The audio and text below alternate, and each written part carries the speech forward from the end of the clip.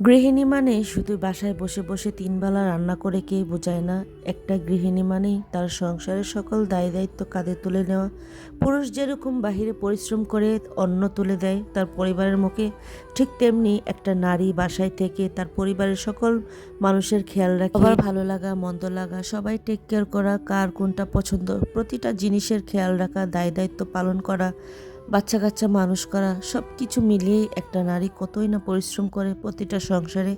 তো আমরা গৃহিণী মানেই মনে করি বাসায় কিছু করে না, শুধু রান্না বান্না করা, এরকম একটা অর্থ দাঁড়িয়েছে আমাদের বাংলার সমাজে ঘরে ঘরে। আর অনেক পুরুষ তো আছেই যে ঘরে তুমি বসে বসে কি করো। তো মেয়েদের কিন্তু অনেক কাজ থাকে, পুরুষ যেরকম বাহিরে মেনটেন করে ঠিক তেমনি বাসার গৃহিণীরা মানে বাসার হাউসওয়াইফ যারা আছে তারাও কিন্তু প্রচুর পরিমাণে কষ্ট করে, অনেক হার্ডওয়ার্ক করে। তবে অনেক হাজব্যান্ডরাই বোঝে না, আবার অনেক হাজব্যান্ড বোঝে কিন্তু স্ত্রীরা সে পরিমাণ সংসারের সময় এবং কিছুই দেয় না গুরুত্ব, কিছুই দায় দায়িত্ব পালন করে না।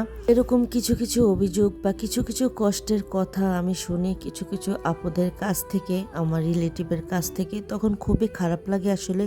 তো সবারই সবার জায়গা থেকে বোঝা উচিত, বুঝে কাজ করা উচিত। আসলে সংসার জীবনে প্রতিটা মানুষই পরিশ্রম করে তার নিজ নিজ জায়গা থেকে। কেউ পরিশ্রম করে বাহিরে, কেউ বা পরিশ্রম করে ঘরে। কারো পরিশ্রমে কারোর সাথে তুলনা করে সংসারটা টিকিয়ে রাখা যায় না। প্রতিটা মানুষের তার নিজস্ব জায়গা থেকে অবশ্যই পরিশ্রম করে। একটা মা তার সন্তানকে জন্ম দেওয়ার পর একটা বাচ্চার পিছনে কি পরিমাণ সময় দেয়, একটা বাচ্চার পিছনে সারাদিন থাকতে থাকতে সেই মানুষটা একদম ক্লান্ত হয়ে যায়। তার সারাটা দিন একটা বাচ্চাকে টেক কেয়ার করতে করতে যেরকম সময়টা চলে যায়, ঠিক অপর প্রান্তে আবার সেই পুরুষটা মানে ঘরের অর্থ উপার্জন যে মানুষটা সারাটা দিন রোদে খেটে বৃষ্টিতে ঝড়ে বাসায় বাহিরে কুয়াশায় এই শীতের মধ্যে সব জায়গায় প্রতিটা কাজেই কষ্ট করে। তো দুই দিক থেকে মানুষের বোঝা উচিত আর কি, মানে সংসার জীবনে চলতে গেলে দুই দিকটাই বুঝে সংসারটা মেনটেন করা উচিত। যাই হোক, সবাইকে বুঝে শুনে চলা উচিত, সবাই সবাইকে স্যাক্রিফাইস করা উচিত, কেউ কাউকে অভিযোগ করা উচিত নয় একদমই। তো আপনাদের সাথে কথা বলতে বলতে তো একটা আপুর কথা বলতে বলতে আমি এখানে রান্নাটা করে ফেললাম, করলা ভাজি করলাম, সকালে উঠে ব্রেকফাস্ট করলাম। মূলত সেখান থেকে ভিডিওটা ক্লিপ নিলাম, আপনাদের সাথে শেয়ার করলাম। আর এখানে তো আমি সিমের বিচি দিয়ে শিং মাছ দিয়ে রান্না করব, আর এটা আমার খুব পছন্দের একটি তরকারি। এখানে আমি পেঁয়াজ কুচি, রসুন কুচি, তারপর একটু রসুন বাটা হালকা পরিমাণ, আদা বাটা একদম হালকা, মানে হাফ চামচের অর্ধেকের অর্ধেক এরকম, মানে এক চিমটি আর কি। তো সামান্য পরিমাণ আদা দিয়েছি। আর এখানে কি দিলাম, হলুদ লবণ মরিচ সব কিছু, আর একটু ধনিয়া গুঁড়ো দিয়ে এখানে দিলাম হালকা পরিমাণে জিরা গুঁড়ো স্কিপ করতে পারেন।